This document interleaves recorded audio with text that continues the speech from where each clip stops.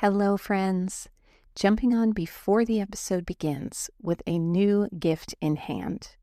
I recently created a 5-minute velvety drop-in to help you move out of scattered and spinning and back into safety and self-trust in your body.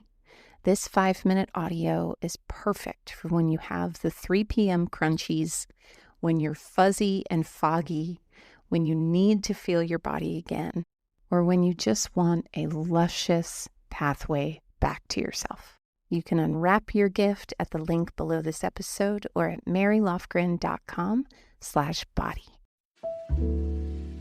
Hello, beautiful, and welcome to the Come to Your Senses podcast. I'm your host, award-winning certified feminine embodiment coach, licensed esthetician, and enthusiastic foster dog mama to animals across the land, Mary Lofgren.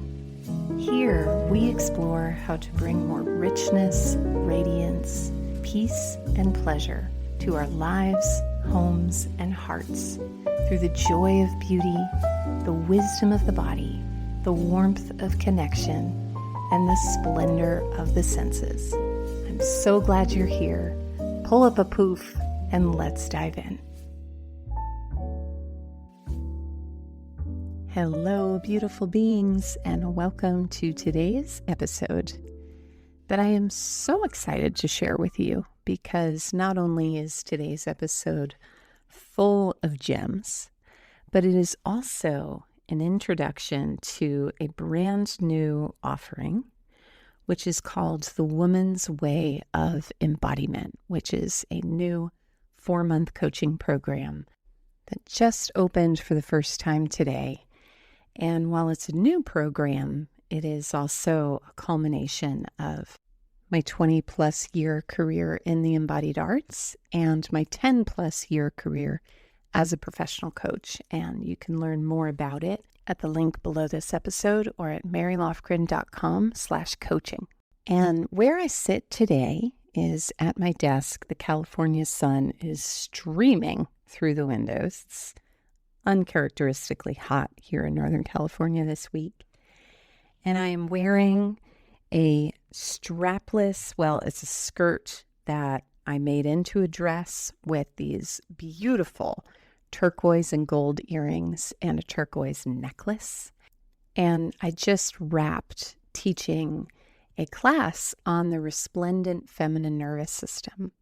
And that's really what today's episode is about, is moving beyond resolution and regulation as an approach to embodiment and moving into what our systems are really designed for, and particularly the feminine nervous system, which is a state of radiance and resplendence in the body. And one of the things that we talked about in the class is how until the 1990s, the feminine nervous system was almost entirely left out of scientific research because of the hormonal fluctuations that presented a confounding variable. Wouldn't that make a great name for a book? Confounding variable. I would like that in my eulogy. She possessed a confounding variable. And so therefore, it was like the data couldn't be reliably depended upon with the fluctuations of the cyclical beauty of the feminine system. And why this is important is because what that means is that everything that we think we know about stress and about how we find our center and about how we discharge activation from the body, how we find relaxation in the body, is all centered on male data and has been handed to us as universal truth.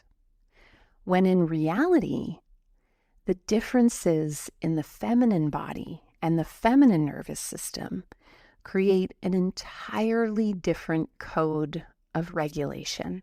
And you probably know that already if you have experienced doing lots and lots of self-care tools and breathing and stretching and doing somatic exercises. And even though you're doing all these things, there's still this feeling in the body of bracing and being on. Or maybe you can identify with feeling activation rise, and you take the route of calming down, calm yourself down, don't go out of control. And these might be helpful in the moment, but for a system that is designed to express and to create with emotional charge, and that doesn't go acceleration to discharge to rest, which is the typical trajectory of the more circadian, more masculine system, that style of coping, of meeting activation with calming down, can feel like overriding. And eventually, over time, leads to the inability to decipher and to trust your body signals, and therefore a feeling like you can't trust yourself. And why I say that this new coaching program is really the culmination of my work is that, I've been teaching and practicing embodiment for over 20 years. My first career was as an esthetician. I've been working in somatics and in the sensual and in the connection between the body and the spiritual and the feminine experience for over a decade. And while I love somatics and embodiment, sometimes with there being such an emphasis on healing and resolving trauma through somatics, and in case you're not familiar with that term, somatic is a derivative of the word soma, which simply means body. So it's a way of healing and expressing through the body rather than just through the intellect or through the mind.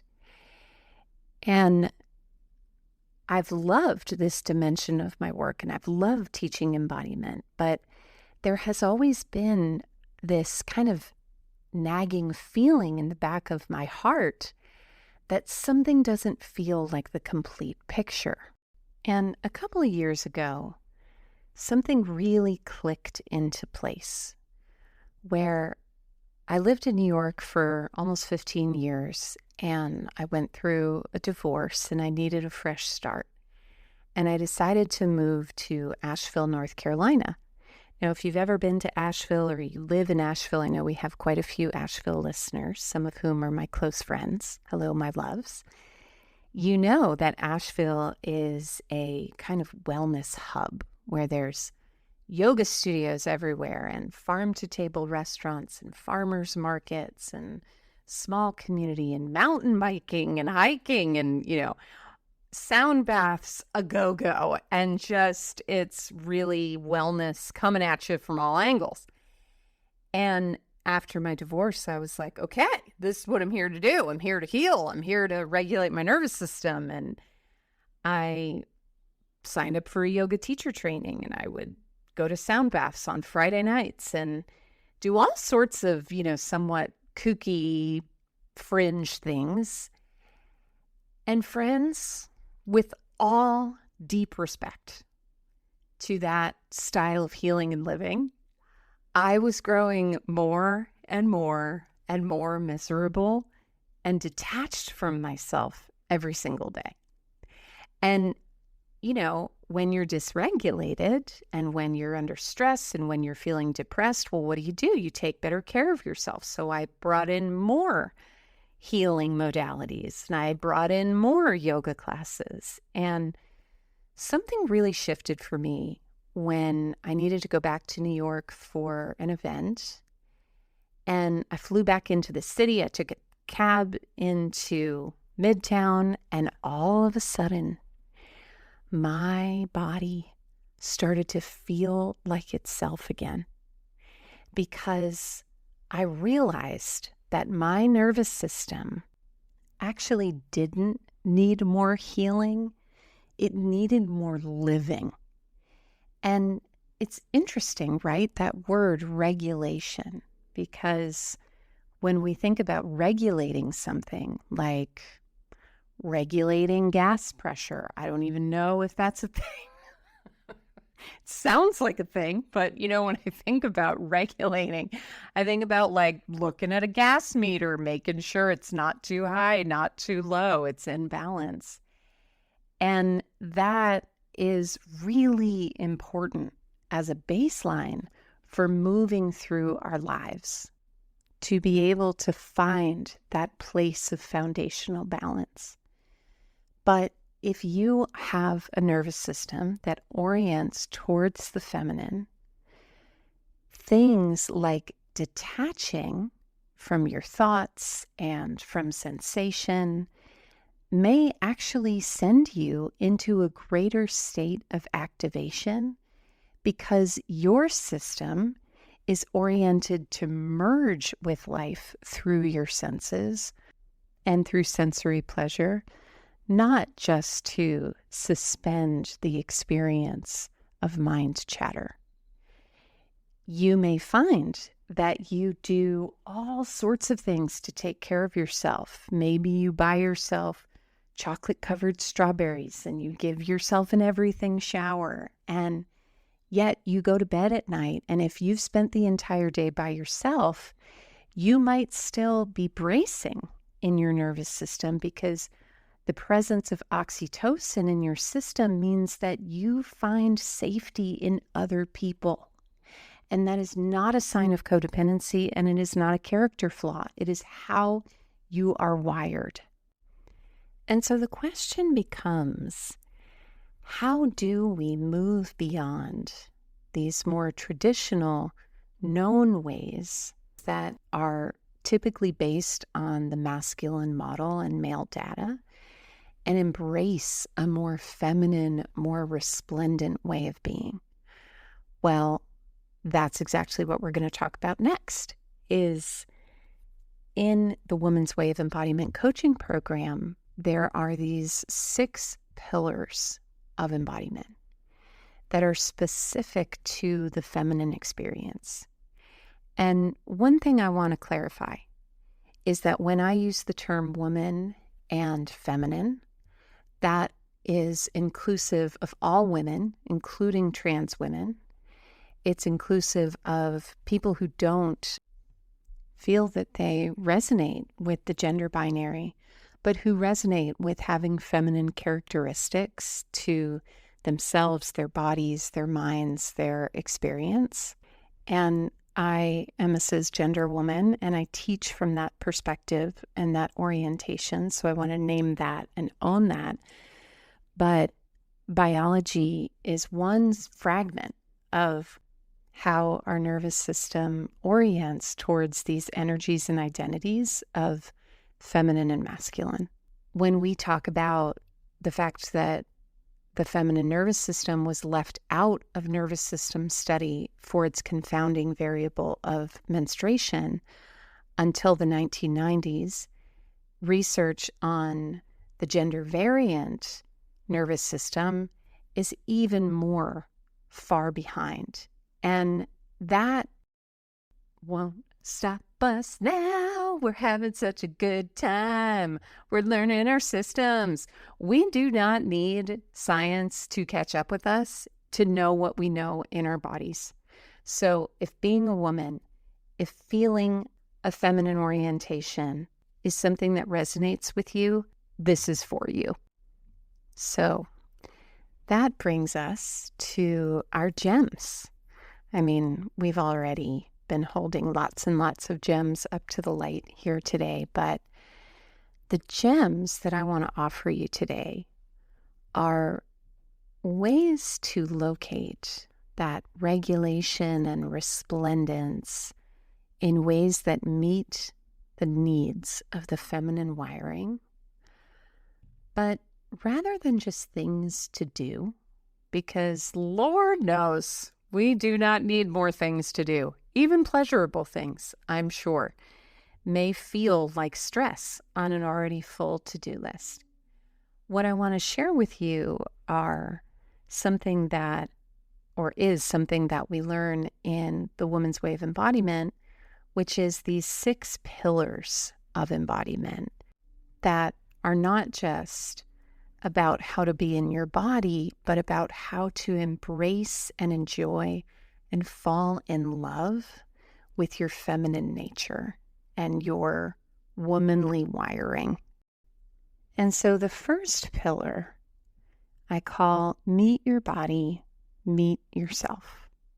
So I imagine you can relate to the experience of wanting to connect with the voice of your body, or wanting to heed the messages of your body. But when you tune in with that voice of your body, it can feel impossible to distinguish. Is this the voice of my body, or is this the voice of my conditioning? Is this fear, or is this intuition? Is this a call to be compassionate with myself, or am I being dishonest with myself about some ways that I'm self-sabotaging? And just the nature of these questions themselves are really insightful about the way that when we are so accustomed to over-identifying with the thinking mind, feelings, sensations, knowings all get schmurgled together, and it can feel impossible to know what are the voices swirling around in my head that are just everybody else's, and what is the voice that I know that is my own. And the way that we discover that is by embracing the gift of sensitivity. So the way that your body is wired is that you have a tremendous capacity for sensory richness. Women have more nerve endings per square centimeter of skin. We have a stronger olfactory sensitivity. We have stronger neural connectivity. And what that means is that we are taking in more of the world. We are able to perceive more. You are able to feel more nuance and pick up on subtle changes and shifts. And I know I'm not alone in having had the experience of working in corporate America and crying in a meeting and being like, oh God, I've mortified myself. I'm humiliated. And looking back on that now, sitting in such a different seat, I am so proud of the way that my body refused to shut down. And so meet your body, meet yourself is a way of meeting and learning and becoming acquainted with these different voices within yourself that emerge from this network that we call the body. And that naturally folds into this second pillar, which is embodied intelligence. So I love the show Homeland. And Homeland is a show on Showtime about the CIA. And this one CIA officer who's named Carrie Matheson, and she's an intelligence officer. And one day it occurred to me, oh, she is out there gathering intelligence.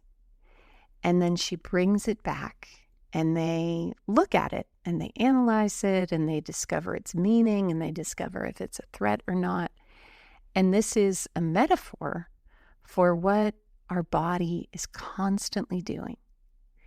Now, the feminine system, this is a simplification of the nervous system, but our nervous system has evolved to survive in the world through two modes: protection and connection. Protection is what we know of as the fight or flight, the fawn or freeze response. It's how we scan for danger and respond to danger. And that, from an animal body perspective, has gotten us very far in life. And this is where many stress reduction and nervous system awareness meets us is helping us not live in a perpetual state of threat. But there's this whole other dimension of intelligence, which is the way that your body naturally craves and needs connection.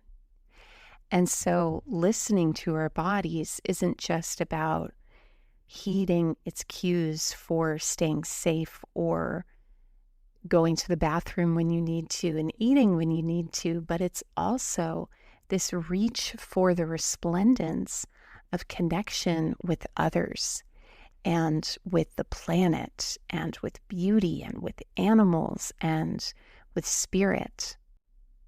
The third pillar is beauty and the senses. So I know I don't need to tell you about this one because you're drawn to a podcast called Come to Your Senses, but this is really a deep heart of the woman's way of embodiment, and see if you can identify with this experience. So have you ever been out with a friend or on a date and the candle between you, the little votive at the table, goes out and you physically cannot continue with the conversation until you can call the server over and relight the candle? And for a lot of women, this gets judged as being high maintenance. You also might judge yourself for how much you love your things, like how much you love a certain pair of shoes or how much you love a throw pillow. You might dismiss these things as being superficial, but these are actual ways that your body anchors into a sense of safety.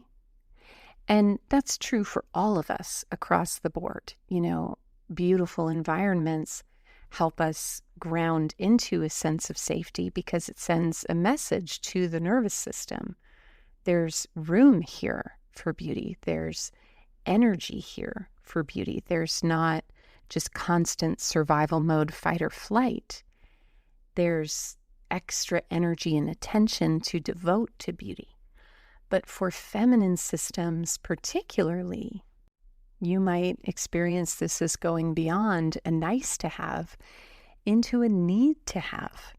And that doesn't make you high maintenance or superficial. It means you're listening to the natural appetite of your unique wiring.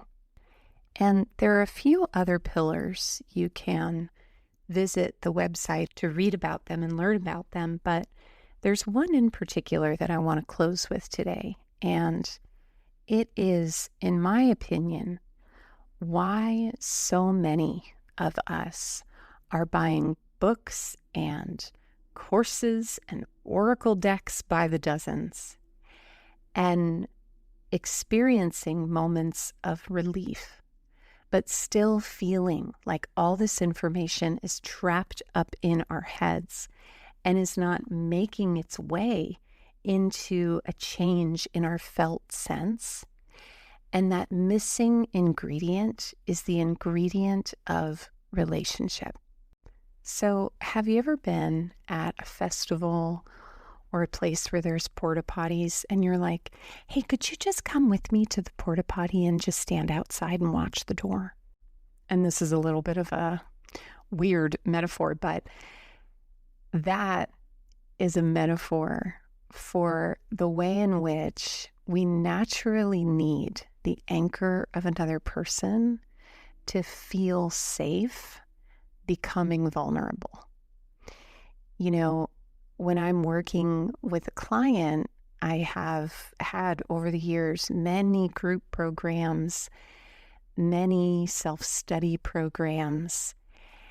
And when I started doing one-on-one coaching with clients, I couldn't believe the changes that I was seeing before my very eyes. One client in particular used to say, this feels like sorcery. Like it feels like there is an alchemical process happening. And the reason for that, there is a depth of vulnerability that we can get to in relationship that we simply cannot get to when we are on our own managing everything. And so in the Woman's Way of Embodiment coaching program, there is a real layering of relationship where you receive 5 one-on-one in-depth coaching sessions with me, and we build relationship over time, a deepening of a sense of safety and a deepening of the parts of yourself that are able and willing to surface because you're receiving personalized attention. You know, a lot of times where being in groups might not take us as far as we want to go is simply because we are not one-size-fits-all beings. We have personal stories and patterns and beliefs. And unraveling this is a process that requires more than just words on a page or an exercise, but a really deep personal relationship. And in addition to the one-on-one sessions that you and I will have, there are also group sessions and practice partnerships. And what I love about this is, you know, again, I've worked with one-on-one clients for a long time, and there is this tremendous, beautiful alchemical change. But having the combination of one-on-one with a group, a small group, and this course is limited to 10 women, it's almost like there's a mycelium network that reaches beyond your personal experience. And it's just magic, everybody. And I'm so excited. You know, I was telling a friend recently that sometimes I would feel like there's the embodiment coaching element of my work, and then there's the come to your senses part of my work, and that they are kind of different. You know, embodiment is about becoming embodied and, you know, resolving and releasing emotional tension, whereas come to your senses is about like pedestal bowls and tea roses. And the Woman's Way of Embodiment, finally, after many years, is this beautiful dovetailing and merging where both of those worlds not only get to exist inside one another, but support one another. And so I'm really excited to share this new iteration of my work with you, and you can once again find out more and apply. It's not really an application, it's more just a conversation for those who are drawn to the program to ensure that it's a great fit for you and for this time in your life. And you can find out more at marylofgren.com/coaching. There is a $500 early bird savings through March 31st, and the program begins April 9th. I adore you. Thank you for listening. Thank you for being on this journey with me, and I will see you in our next episode.